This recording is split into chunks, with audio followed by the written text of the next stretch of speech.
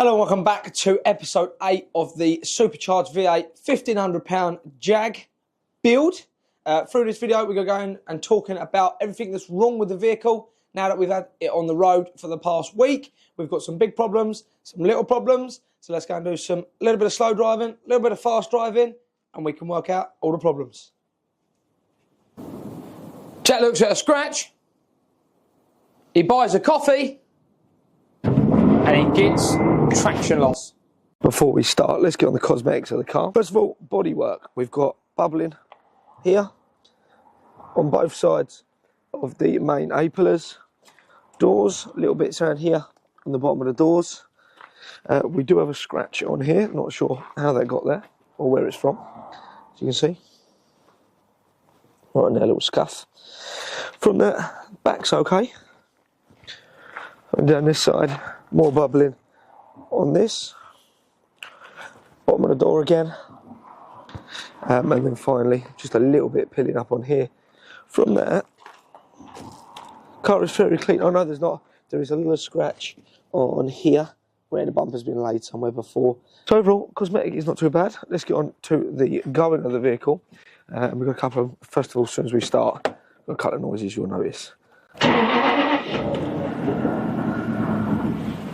If I come on over here, you probably can hear this before the fan kicks in. We've got a lovely squeal on the belt. We've tried putting talcum powder on that twice, not solving it, so we've got another issue going on there. So let's get rid of rock and roll.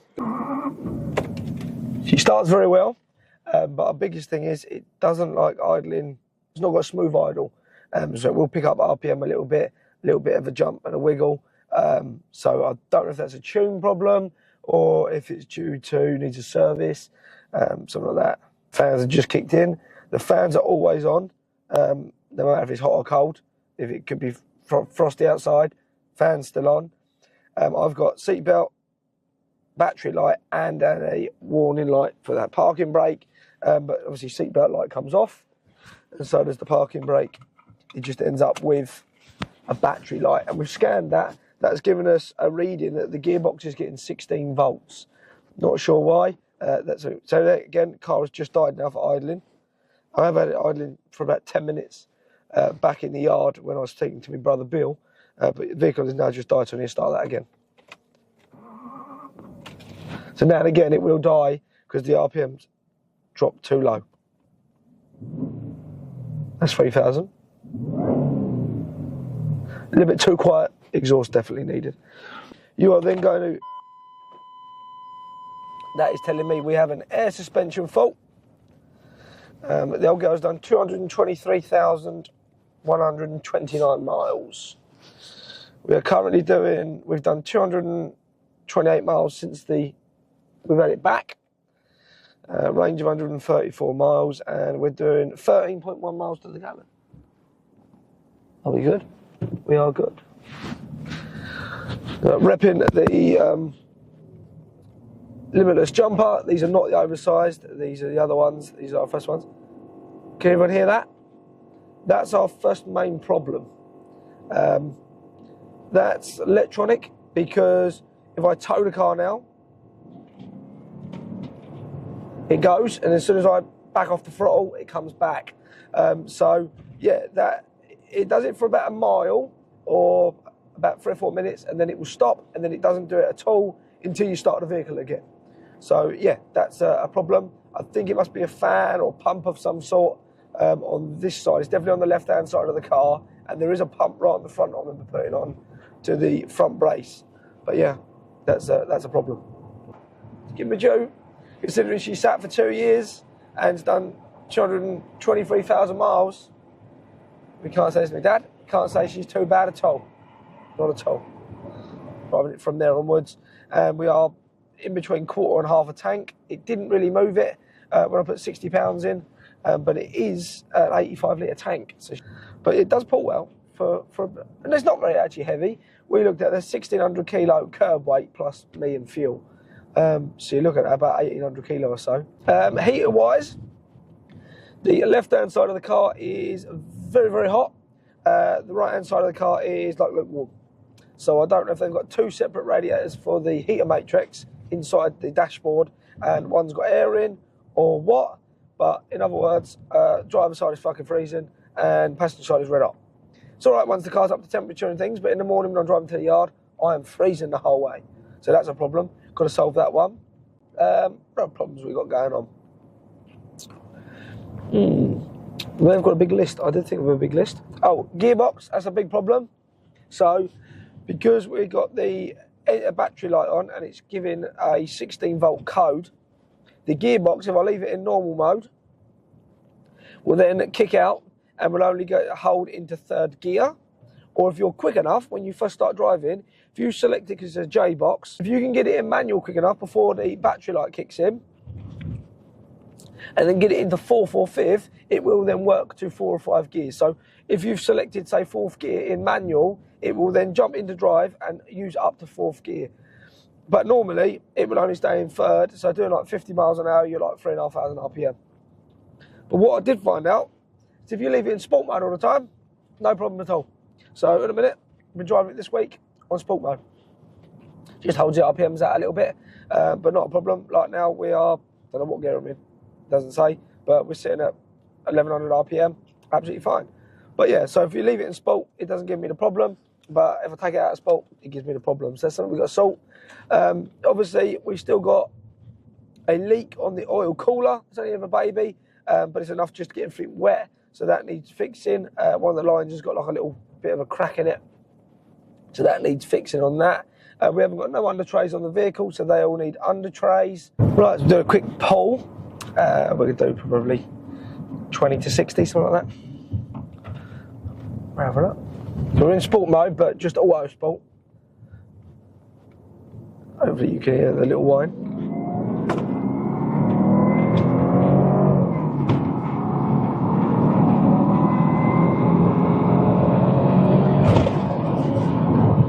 Tasty.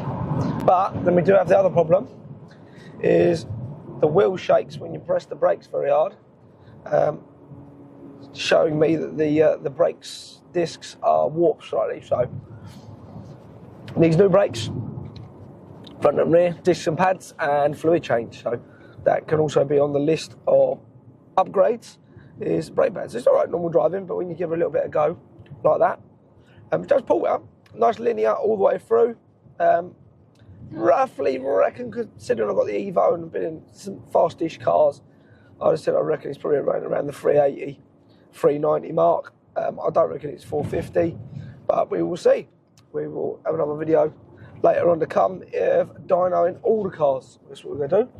Have a dyno of all vehicles, Evo, 350, Jag, and then whatever else we want to bring. That's what I was going to say. What other things have we got wrong that's broken in the car? Headliner at the back here is sagging. So whoever sits in the middle, Brother Johnny, because he's quite tall, 6'1" or 2", whatever he is. He's not a midget like us.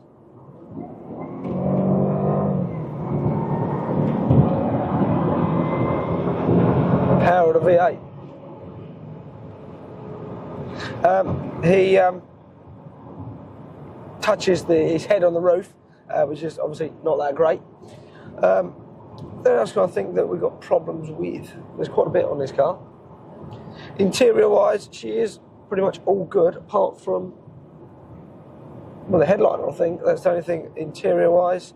Driving-wise, we're good. We're not overheating. Radio all works. There was some more. I can't think what it was. You have to bear with me. I must say, it's quite a nice place to be. Once you're on a nice, decent road and you can just cruise. Obviously, that's what she's made for. But, yeah, she's quite nice just to get cruising for 1,500 quid. Nice little cruise. Well, that was more than 1,500 quid now, but that's what we give for it when we first started. It was a bargain when I started. I don't know how much it should be a bargain once we're done and got everything fixed. So now that we're on the Bridget Straight, I can try and see if I can set the cruise control. We're doing 60 miles an hour, 2,000 RPM. Cruise control engaged. Up tight, yeah? We were saying at 60. Right, so we're now doing 30. So if I click resume, yeah, it's picked it back up again, 50. 55. Right, so now we're at 60. Is it going to sit there? It is. Oh! The cruise control works. So why is it telling me we've got a fault? So we do the first drive-through. I've got been through the drive-through yet. So we can run right through the drive-through. We've got to drop the cruise control back. Nice, did not know that worked. So my plan is I'm going to stop in this McDonald's in Ashford for a cup of coffee quickly, and then from there onwards we're stopping the one on the motorway for food. So a double Big Mac. Oh, I'll get that one of them then. What can I get for you? Can I just have a large toffee latte, please? Yeah. No, that's it, thank you very much. Oh, that's tight. Because they'll go so long, and this McDonald's is really tight. I'd never bring the Evo here. So, we are now just leaving the McDonald's on the way to the motorway. They're around the corner. And then we'll see how they'll go sit on the motorway cruising. When we jump on the motorway, we can discuss on plans for the Jaguar.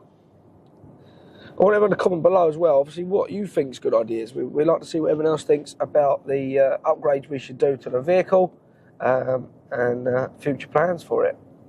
I think at the end of the day, the biggest thing we're probably looking at in time is to do like a raffle off with the vehicle to viewers, subscribers only, or viewers of the channel, just so that someone then can also love and enjoy the Gal, and we can then grab another vehicle. Once we fix the problems with the Jag, we're then going to look to go upgrades. First of all, I think it's going to be blacking out the windows. So back windows black, these obviously were tinted out, these tinted, and then one of the boys did say we could do the front as well, or just put a banner on. So we're going to do a window tint and chrome delete. That's going to be the first ones for exterior. We're going to need to then take out the or modify the exhaust, so we've got a little bit more sound coming out of that. Let's have a look what's going on. Oh, we're on 50. Ah, fuming. We are on a 50 roadworks. I just forgot about the roadworks. Oh, that means we're going to be sitting at 50 the whole way. Fuming. Nothing about that. Right, well, we've got cruise control for a reason. We are sitting at 55. We know we can do 55, but you can't do 60 because Sam got a ticket. So just done a little pull there. There we go, rips.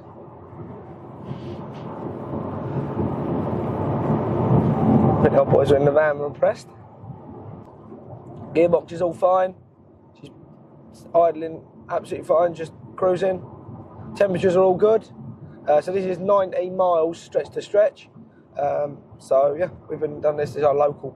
So if we're going up to London or anything, on the motorway. I think interior wise, I like leave as she is. Doesn't need, I think, much at all. Steering wheel doesn't look outdated. It's like some of the other cars, especially for a 2006 vehicle. The wood is all really nice. Interior is all good, clean, tidy, all together. Apart from the headliner, it's spot on. And the headliner is clean and tidy. It just needs gluing back on. So that might be another job for us one day to glue her back up and see how we get on with it. Right, so I'm going to listen to a bit of music, so I don't listen to myself for no reason, and I'll stop talking, and then what we'll do is update you when we get back to McDonald's. So it didn't take long, and we're now at the McDonald's. Oh, yeah, that double Big Mac does look good. It says engine system fault now, that's a new one, but I haven't got engine light on. Just in my little bit. Air suspension fault, engine system fault. Taking over fine, driving fine. Needs more power to weight ratio. So we get a 500 brake, should be on. That's the sort of things we're stepping away from, work vehicles. I don't need them, I don't want them. I want fun cars. As DDE would say, life is too short to drive boring cars. We don't want anything boring. That's why this needs an exhaust, so we can hear that V8 throb. Nearly had someone else's food then, so it was lucky I'd shake that quickly. And they're not giving me no sauce. I can have 20 chicken nuggets with no sauce. Add a double Big Mac, one as good as a normal. They never are. They just don't ever seem to make them as good. Are you going? No, I'll let you come out. It's got a lot of supercharger one on it though. Considering we've got quite a lot of sound deadening and everything in it. Right, so that's next thing to do now. We've gone through things wrong with the vehicle and upgrades. We're now going to go to the garage and see how much the old girl cost to fill up. So I've just filled the car to the brim, and as you can see what the fuel gauge is saying, we're still in between half, well, quarter and a half. I think someone's telling pork pies there. We're seeing it changes by the time we get back to the yard. We've still got about 6-7 miles to go, and see if that's telling pork pies. I think it is. I want to say so. For the first V8 we've had on the channel or to the added to the team, it's not a bad cruiser. Completely different vehicle, obviously, to the Evo, and then again to the 350. Obviously, the 350 is a proper GT car. The Evo is like a more track focused, like, yeah, four-wheel drive corner car that you can really stick in and know it's going to pull you at the other side of a corner quite easily. Where this is a bit of both. It is obviously got plenty of power, plenty of torque, but then it's quite comfortable, similar to the 350. But then you can't stick it in corners. But yeah, it's a bit of a different one to have to it. Doesn't feel like it's really massively front end heavy.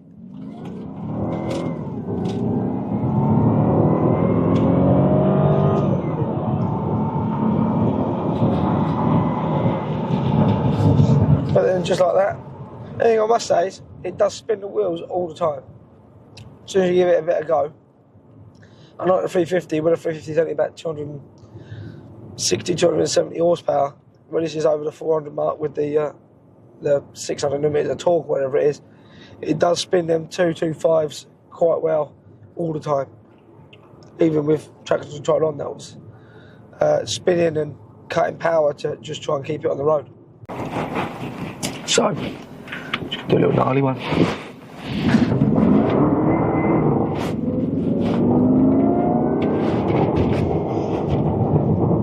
The vibrating noises come back now.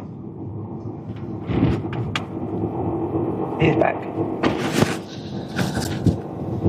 Didn't like that. I didn't just turn it off then, so I don't know why it come back.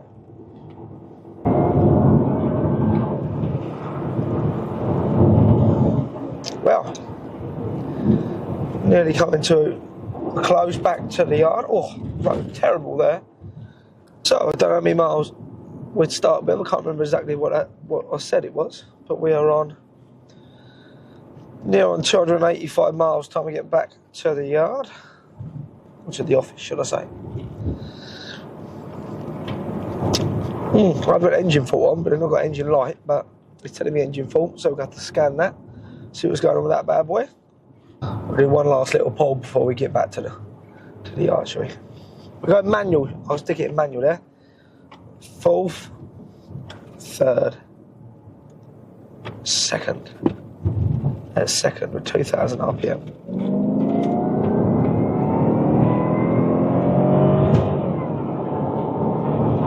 Another Jaguar friend. Just flashed me as I was doing a little pull. Boom. Yeah, now I've done 284 miles. 5 miles, sorry. So I can't remember exactly what we started on, but I'm sure you remember because it was a lot quicker for you than it was for me. When we left the yard an hour and a half, 2 hours ago. Nice little trip.